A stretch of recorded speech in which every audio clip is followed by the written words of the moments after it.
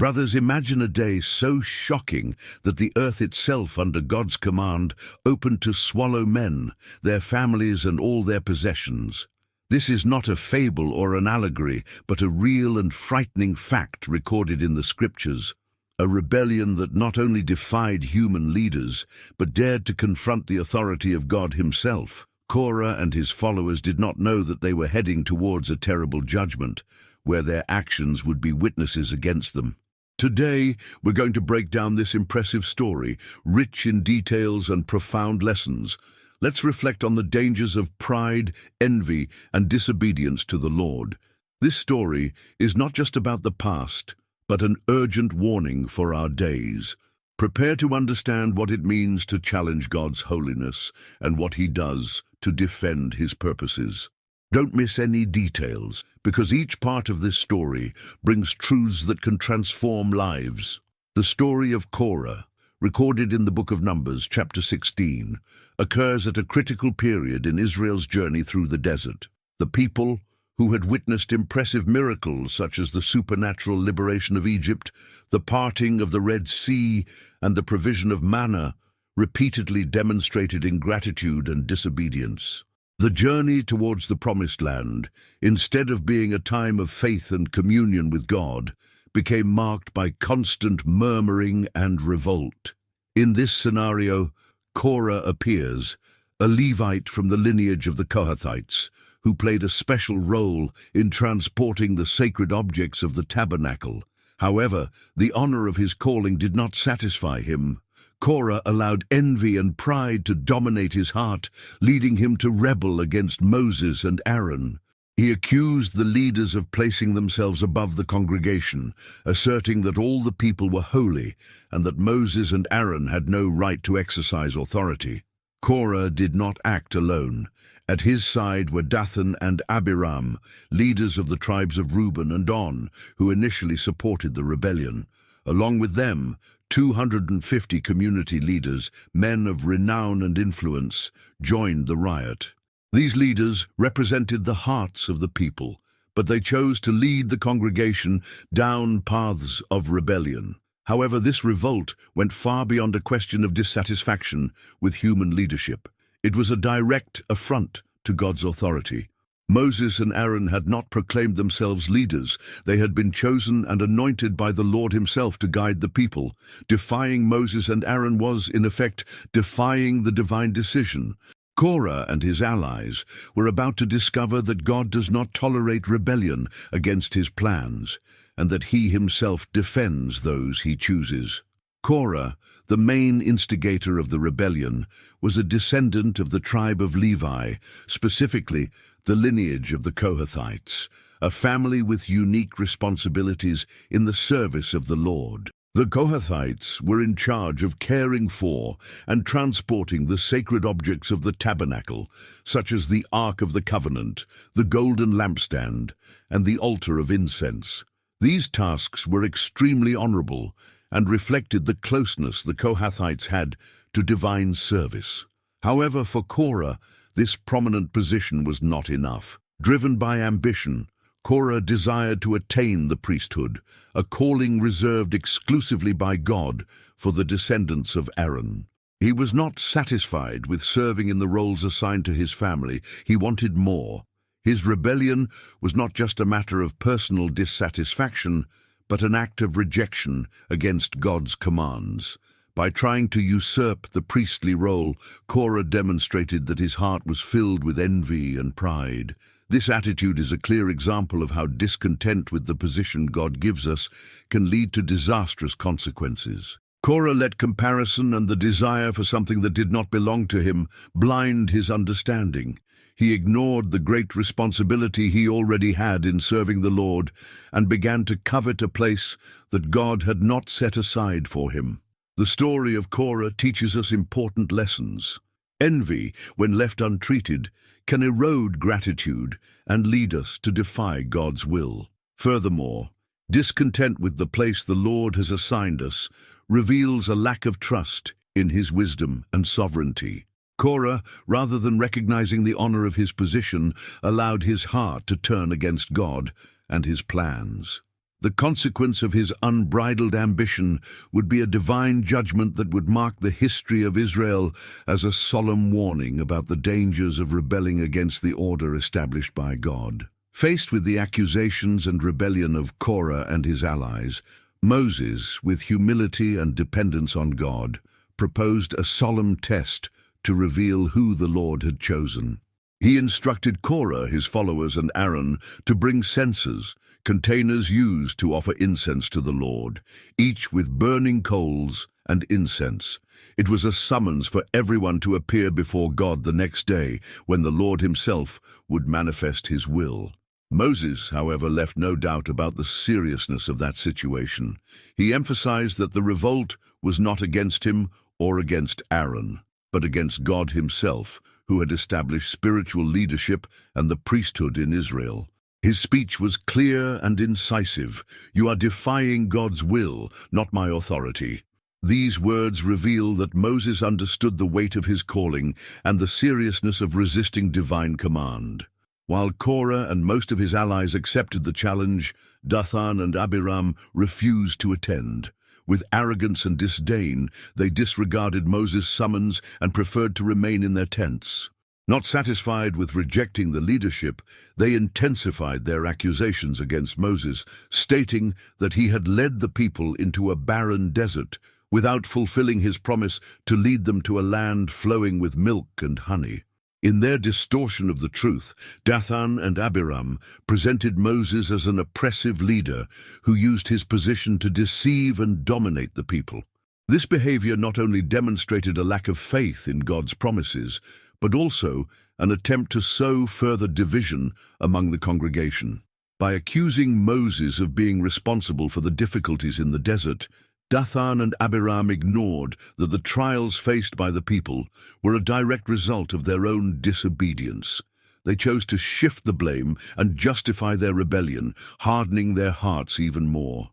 The challenge launched by Moses was not a demonstration of his strength or personal authority, but an appeal to divine justice. He fully trusted that the Lord would defend his choice and make clear the difference between those who were called to lead and those who acted out of pride and ambition. The test of the censers and the refusal of Dathan and Abiram set the stage for a manifestation of God's power that would leave an eternal mark on Israel's history. Even in the face of the serious rebellion led by Korah, Dathan and Abiram, Moses, instead of responding with anger or resentment, demonstrated humility and compassion. He knew the revolt was more than a personal attack. It was a direct affront to divine authority. Prostrating himself before God, Moses interceded for the people, asking that the congregation not be destroyed because of the sin of some. This attitude reveals the heart of a true spiritual leader, who puts the well-being of the people above his own personal offenses or wounds. God instructed Moses to separate the congregation from the rebels, showing that judgment was about to occur. With urgency and firmness, Moses warned the people, "Get away from the tents of these wicked men. Do not touch anything that belongs to them, lest you be destroyed because of your sins."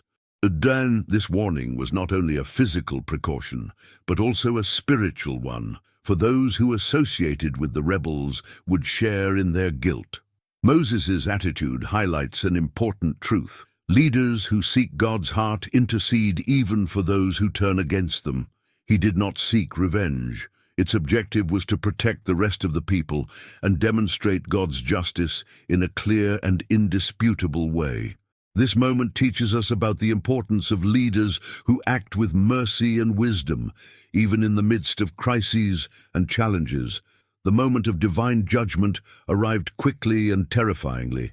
Korah, Dathan, Abiram, and their families were gathered at the entrance to their tents, openly defying Moses' leadership and consequently God's authority. Moses, full of confidence in the Lord, declared before everyone that the verdict would be an unequivocal demonstration of divine choice. "If these men die a natural death, like any other man, then the Lord did not send me. But if the Lord does something completely new, and the earth opens its mouth and swallows them up, then you will know that these men despise the Lord." These words were still echoing when the extraordinary event occurred. The earth, as if it were alive, suddenly opened, swallowing Korah, Dathan, Abiram, their families, and all their possessions. The scene was one of pure terror and despair, as the rebels were swallowed alive, disappearing before everyone's eyes. Not only the leaders of the rebellion, but everything that belonged to them was consumed by the abyss, making it clear that God would not tolerate their rebellion. The congregation, astonished and terrified, fled in panic, shouting, "The earth will swallow us too!" They finally understood that they were in the presence of God's sovereign power, which would not let sin and rebellion go unpunished. This manifestation of divine judgment served as a solemn warning to Israel. God had unequivocally confirmed that Moses and Aaron were his chosen ones, and that any attempt to defy his orders would not be tolerated. The episode was not only a punishment for the rebels, but also a lesson for the people, demonstrating that God is holy and just, and that his plan cannot be frustrated by human ambition. This historical moment challenges us to reflect on the seriousness of obedience to God's will and the danger of allowing envy and pride to dominate our hearts. He reminds us that God defends those he chooses and that his justice is relentless against disobedience. The 250 leaders who supported Korah's rebellion, men respected and influential in the community, had appeared before the Lord with censers in hand, seeking to validate their claims. However, God's response was immediate and devastating. A supernatural fire came out from the presence of the Lord and consumed these men, eliminating them instantly. This event not only revealed the seriousness of the affront, but also reiterated the holiness of God and the importance of obeying his commands. God instructed Moses to collect the censers from these men, because, despite having been used by rebels, they had been consecrated to the Lord. The censers were hammered into covering plates for the altar, becoming a permanent reminder to the people that only priests, chosen and ordained by God, could approach him to offer incense. This visual sign, fixed on the altar, was a clear message for all generations. No one could take on a role that God had not assigned. It was also a warning against pride and rebellion, showing that service to God requires reverence and submission to his will. The transformation of the censers into plaques for the altar symbolized that even acts of rebellion could be used by God as a testimony to his justice and holiness.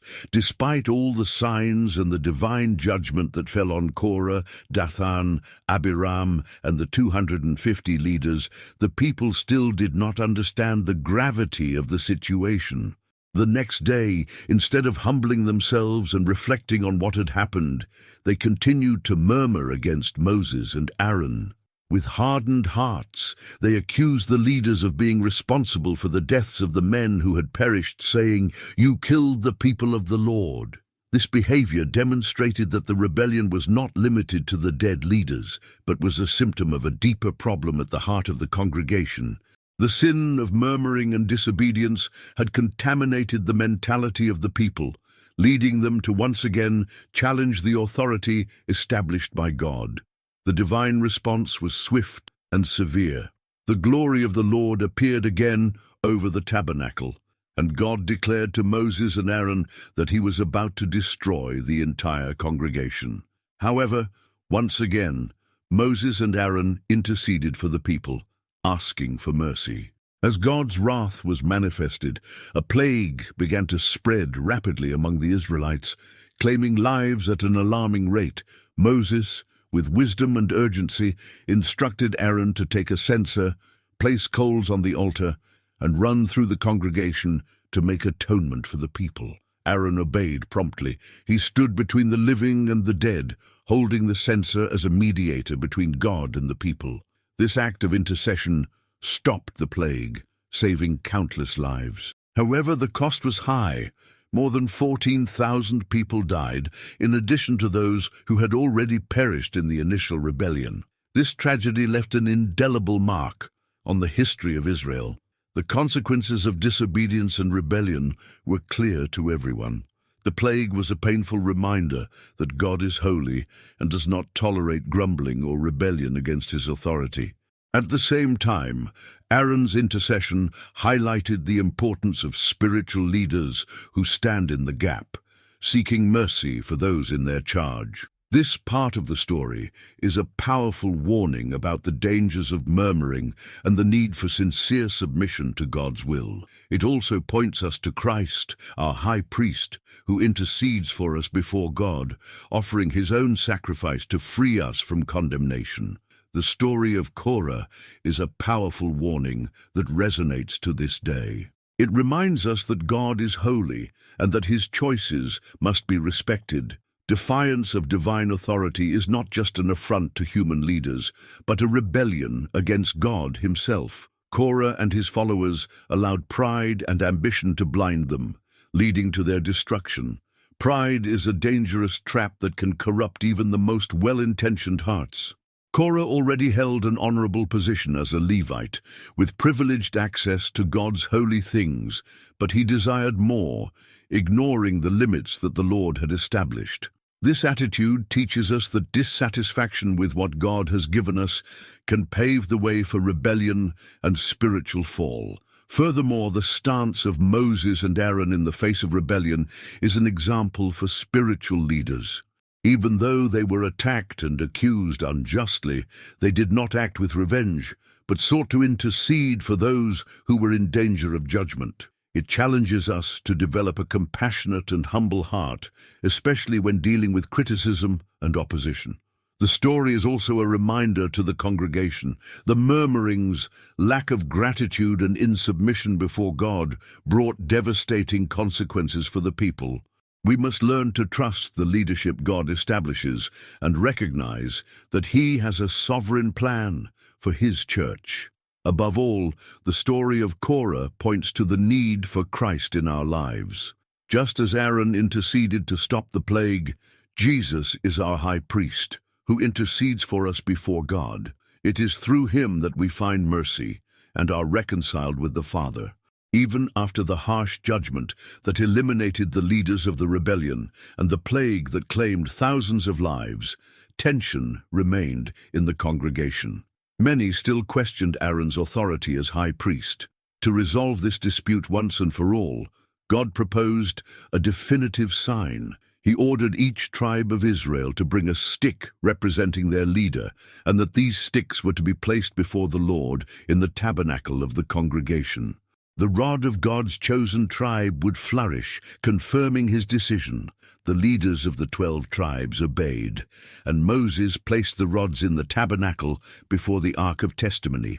The next day, upon entering the tabernacle, Moses saw that the rod of Aaron, of the tribe of Levi, had blossomed. Not only that, but it had produced buds, flowers, and ripe almonds. This miracle was supernatural and irrefutable. No other sticks showed signs of life. Aaron's rod not only confirmed God's choice for the priesthood, but also symbolized God's power to bring life to the dead. It was a reminder that spiritual authority is not something achieved through human merit, but a divine calling. By God's command, Aaron's rod was placed in the tabernacle as a perpetual sign for the people of Israel. It would serve as a testimony against future acts of rebellion and as visible proof that God was in control. This divine confirmation was a milestone in the history of Israel. She silenced doubts and brought peace to the congregation. But more than that, it was an invitation to submission and obedience. Aaron's authority was not just a human matter, but a declaration of God's sovereignty over his people. For us, Aaron's blossoming rod is a reminder of God's power to restore, renew, and confirm his plan in our lives.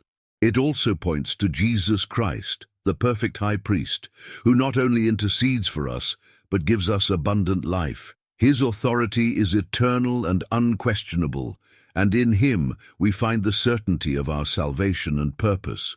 Korah and his followers not only defied Moses and Aaron, but God himself and his divine order. The rebellion was a reminder that God not only chooses, but also sustains those he appoints to lead. The earth that swallowed the rebels was a physical sign of an eternal spiritual judgment. The rebellion of Korah is a story of ambition, pride, and divine judgment. Korah, Dathan, Abiram, and 250 leaders challenged the authority of Moses and Aaron, but God clearly demonstrated who he had chosen. The earth opened to swallow the rebels, and a fire consumed those who had offered incense. However, even in the face of severe judgments, the people continued to murmur, showing the hardness of the human heart.